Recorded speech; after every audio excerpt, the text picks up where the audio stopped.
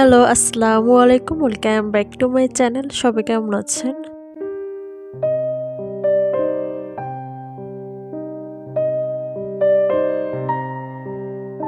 আশা করছি আমার সকল ভিউয়ার্সরা ভাইয়া আপুরা যে যেখানে আছেন ভালো আছেন, সুস্থ আছেন।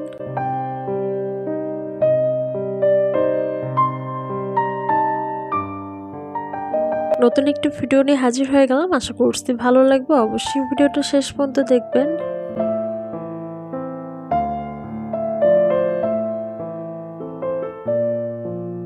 সকালে নাস্তা পানি শেষ করে এখন মেয়েকে নিয়ে একটু ঘর গুছাচ্ছি, আর আয়ন স্কুলে গেছে।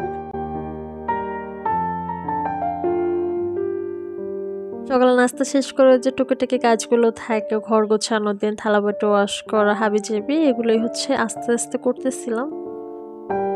আর এখানে এই যে আয়াত বুড়ির কিউট কিউট টাইপেরই হেয়ার ব্যান্ড। অবশ্য ওর চুল একদমই কিন্তু ধরতেই দেয় না। আমি যে চুলটা বেঁধে দেবো সুন্দর করে ক্লিপ দিয়ে, বাট ওই ধৈর্যটুক ও আমাকে দেয় না। মানে এত পরিমাণে ছোটাছুটি করতে থাকে। শখ করে চুল তো রেখেছিলাম যে ওর চুল বাঁধবো, বাট চুল ধরতেই দেয় না। যাই হোক, শীতে তো একদমই বেলা ছোট, তো আজকে হেয়ার শ্যাম্পু করেছিলাম। এর জন্য একটু দুপুরে রান্নার আগে গোসলটা শেষ করে এখন হাতে পায়ে একটু ময়শ্চারাইজার ক্রিম, দেন লোশন অ্যাড করে দিচ্ছে। না হলে দেখা যায় হাত পায়ের স্কিনটা কিন্তু একদম শুকনো শুকনো লাগে, একদম রুক্ষ টাইপের। দেন টান টানও কিন্তু একটা ভাব চলে আসে। এখন আমি রুমে বসে একটু আকাম এগুলো কিছু একটা করব, মানে হাসি পাচ্ছে তাই না বলেন? আমি অলবোর্ডগুলো নিয়েছিলাম যে টেবিলের উপরটা সাজিয়েছি অলবোর্ড দিয়ে, বাট টেবিলের সাইডে যে এই যে দেখতে পাচ্ছেন আমার ছোট্ট ক্যাবিনেটটা, যার ভিতর কাচের জিনিসপত্রগুলো রাখি, তো অলবোর্ডগুলো লাগানোর পরে না দেখতে পাচ্ছি হিজিবিজি লাগতেছিল পুরো অংশটা, মানে পুরো জায়গাটাই। সাইডে যেহেতু ক্যাবিনেট ছিল, ক্যাবিনেটের ভিতরে অনেক ছোট বড় অনেক জিনিসপত্র ছিল, আর পাশেই আবার টেবিলের উপরে আবার অনেকগুলো অলবোর্ড লাগিয়েছি। তো পুরো জায়গাটা হিজিবিজি আমার কাছে দেখতে একদমই ভালো লাগতেছিল না। মানে আমার চোখে যদি ভালো না লাগে সেই জায়গা থেকে সেই জিনিস আমাকে সরাতেই হবে। খাটের উপর বসলে মানে রুমে ঢুকলে যদি ভালো না লাগে জায়গায়, মানে যেখানে তাকাবো যেখানে থাকবো সেই জায়গাটা যদি ভালোই না লাগে, তাহলে বলেন তা আমি ওই সাইডের যে সিঙ্গেল এই যে কাবারটা ছিল ওইটা এই সাইডে এনে রাখছি, আর এই ক্যাবিনেটটা আমি ওই কর্নারে অ্যাড করে দিচ্ছি যাতে মিডলের অংশটা একটু হিজিবিজি না লাগে। এর জন্য দুই সাইডে দুই অংশ থাক আর মাঝখানে কাবারটা থাক, তার জন্য এই যে ঘুরিয়ে ফিরে দিচ্ছিলাম।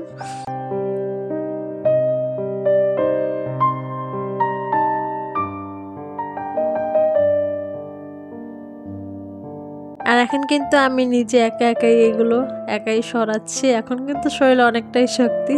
এটাই মনে হয় আমাদের মেয়ে মানুষের, মানে হাজব্যান্ড বাসায় থাকলে তখন আর নিজের কিছুই করতে ইচ্ছা করে না।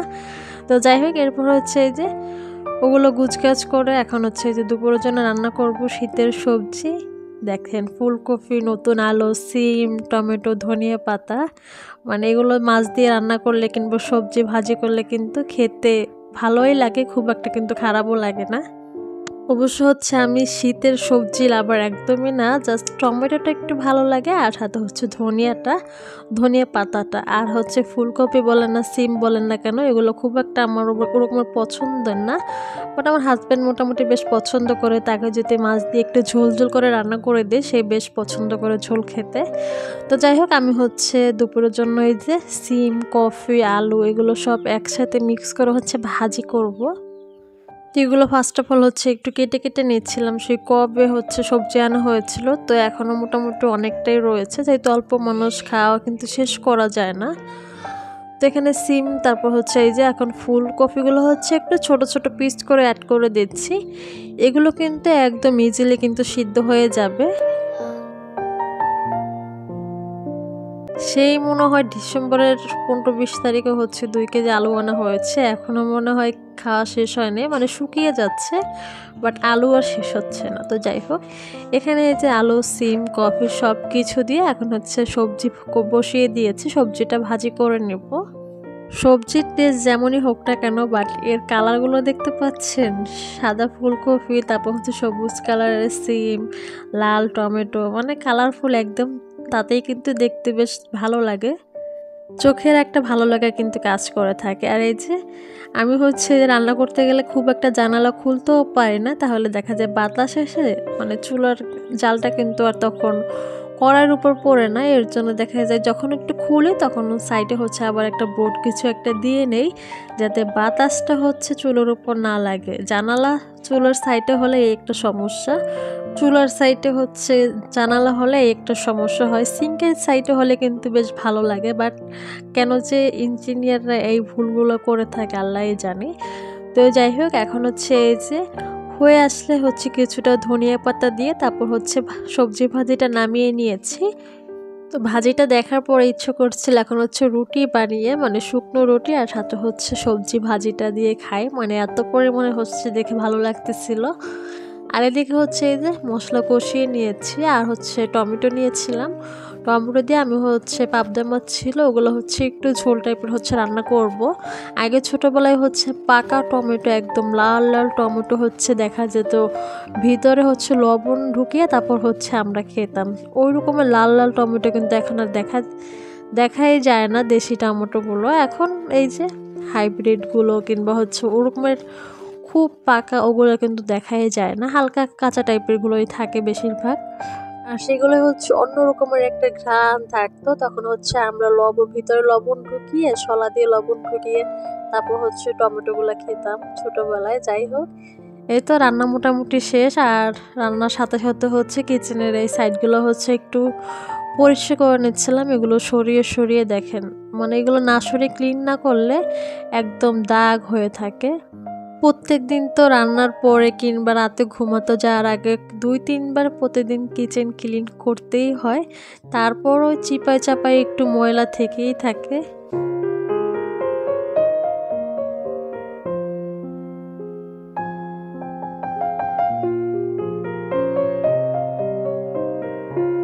আর এদিকে হচ্ছে লবণটা জারের শেষ হয়ে গিয়েছিল, আবার হচ্ছে একটু রিফিল করে রেখে দিলাম। জারটা দেখতে ছোট হলো কিন্তু অনেকগুলোই হচ্ছে লবণ ধরে, দেখা যায় 3-4 দিনের রান্নার আমার হচ্ছে লবণটা এই ছোট্ট জারে কিন্তু রাখা যায়। তো এই সাইডটা আমি হচ্ছে সরিয়ে সরিয়ে, জারগুলো যেহেতু চুলার সাইডে একদম থাকে, তেল কাস্টে ভরে যায়, এর জন্য হচ্ছে সরিয়ে সরিয়ে তারপর হচ্ছে ভেজা একটা দিয়ে হচ্ছে একটু মুছে নিচ্ছিলাম, যাতে খুব বেশি একটা নোংরা না হয়। এর জন্য 2-1 দিন পর পরই কিন্তু এভাবে ক্লিন করে নেই।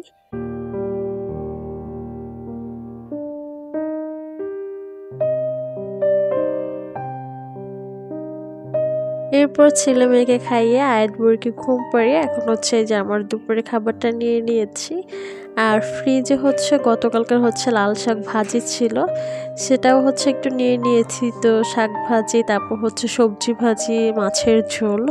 আলহামদুলিল্লাহ দুপুরের খাবারটা সাধারণ হলেও কিন্তু খেতে কিন্তু অনেক মজার হয়েছিল।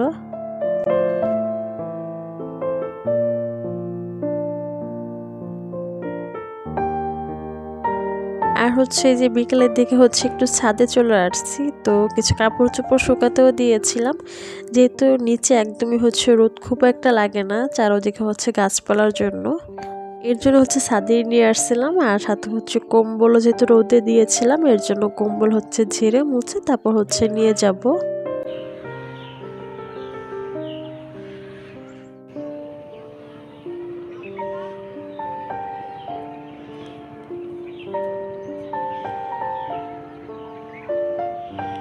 নিচতলা থেকে তো খুব একটা বোঝা যায় না চারদিকের পরিবেশ, বাট ছাদে ওঠার পরে চারদিক মনে হচ্ছে শুধু গাছ আর বাগান, এরকমের একটা অনুভূতি মনে হচ্ছে। দেখেন, যেদিকে তাকিয়েছি সেদিকে হচ্ছে গাছ ভরা, ওদিকে হচ্ছে পাড়াটা হচ্ছে আবার হিন্দু ফ্যামিলি বেশি, মানে 2-1টা ফ্যামিলি হচ্ছে মুসলিম, তারপর হচ্ছে চারদিকে হচ্ছে হিন্দু ওই সাইডে।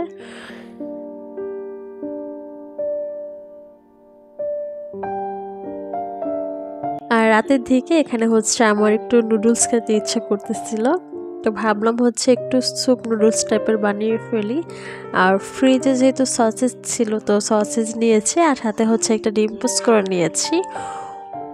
এখন হচ্ছে কোরিয়ান নুডলস, তারপর হচ্ছে স্পাইসি নুডলস খাওয়ার হচ্ছে ট্রেন্ড। সেখানে আমি হচ্ছে নর্মাল মিস্টার নুডলস নিয়েছি।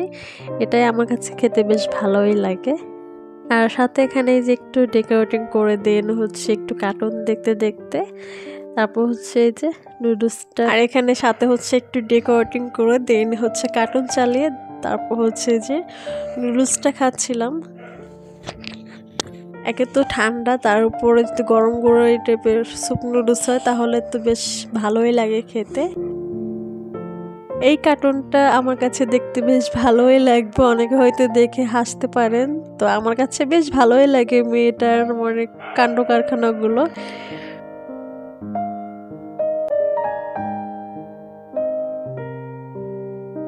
তো ঠিক আছে, আজকের মতো ভিডিওটা এখানে শেষ করে দিচ্ছি।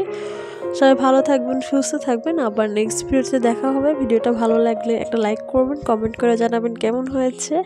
আজকের মতো বিদায় নিয়ে নিচ্ছি। আল্লাহ হাফেজ, আসসালামু আলাইকুম, and thanks for watching.